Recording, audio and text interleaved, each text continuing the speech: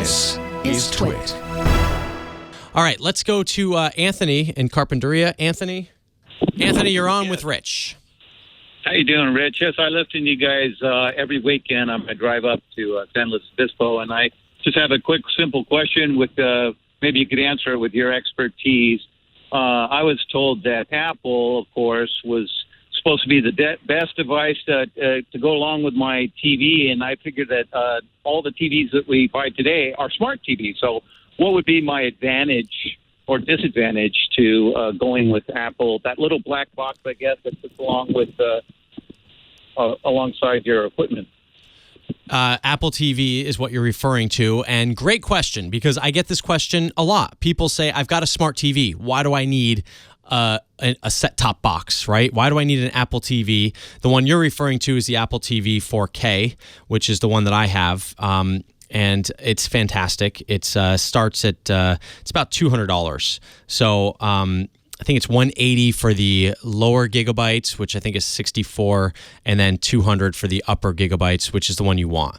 So 32 gigabytes is $180, 64 is $199. So if you're just streaming regular everyday stuff, you probably only need 32 gigs, but for 20 extra bucks, I'd go with the 64.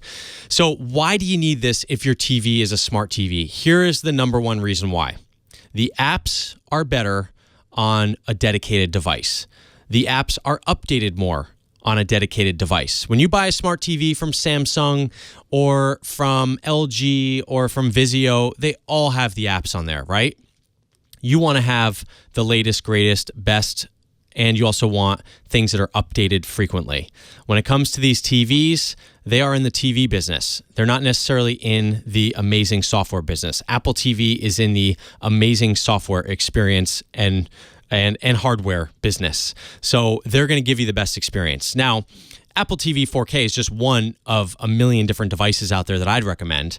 At this point, Apple TV 4K probably has the most selection of things on it, but I also like my Chromecast 4K. People love that because it's simple, it works with a lot of stuff, it's very flexible, and it's pretty cheap.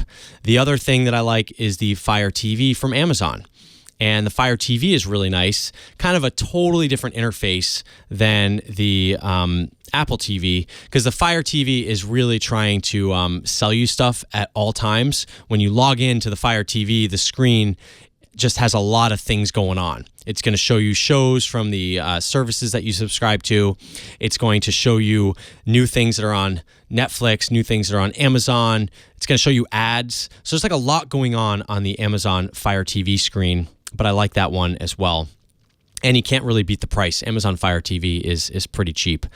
Those are my reasons. So if you have a smart TV, I tell people don't look for a smart TV because I don't think you need it. I don't think you need a smart TV. And if you have a smart TV, I still think you need one of these boxes because the experience you're going to get from the box is going to be better. There's going to be a better selection of apps. You're going to have a better remote control. You're going to have a better overall experience, and you're going to get new features faster than you would on a TV. And so personally, I'm using the Apple TV 4K. I'm not in love with it. I think it's great. I don't think it's the best thing out there in the world. I think that it has a lot of things I like about it, and simplicity is number one. My kids use it. They know how to use it. They can select their shows. Number two, every single app is on there, including YouTube. And the one caveat with YouTube on this Apple TV 4K is that you don't actually get 4K YouTube on here, which is kind of a bummer. So all the rest of the apps, a lot of them you do get, like Netflix, you get 4K, Apple stuff, you get 4K, but you don't get 4K YouTube. Now on the Fire TV, they used to have 4K YouTube, but they just pulled their support for YouTube, or YouTube pulled it, one or the other. And now you have to access YouTube through a web browser, which is just fine. And that's one more advantage of the Apple TV or the Fire TV versus the Apple TV is that you do have a web browser. So you can actually download Firefox like you would on your desktop computer and surf the web on your Fire TV from Amazon. And the advantage of that is basically if something is streaming online somewhere, you can pretty much watch it. Or you can surf the web on there, which I don't really see why you'd want to surf the web on your TV. There's like one or two use cases for that, but otherwise not necessarily something you need to do. But again, the smart TVs are good, but they're not great. They're I'd be more interested in the picture quality on my TV and worry about getting a box for it. So Roku, clearly another contender out there. People love Roku because it's sort of a, what do they call it? The Switzerland of streaming devices. It doesn't really have a lot of beefs with a lot of people. Everything just sort of works on there. And there was a time when Apple TV didn't have Amazon programming, and that was my biggest problem with the Apple TV, but they just added Prime, the Prime app, a couple months ago, so we did get that functionality. So at this point, if you really want everything, including Hulu, Netflix, Amazon Prime, DirecTV Now, all the major streaming services are pretty much on the Apple TV 4K. Like I said, the only downside is that you don't get your YouTube in 4K.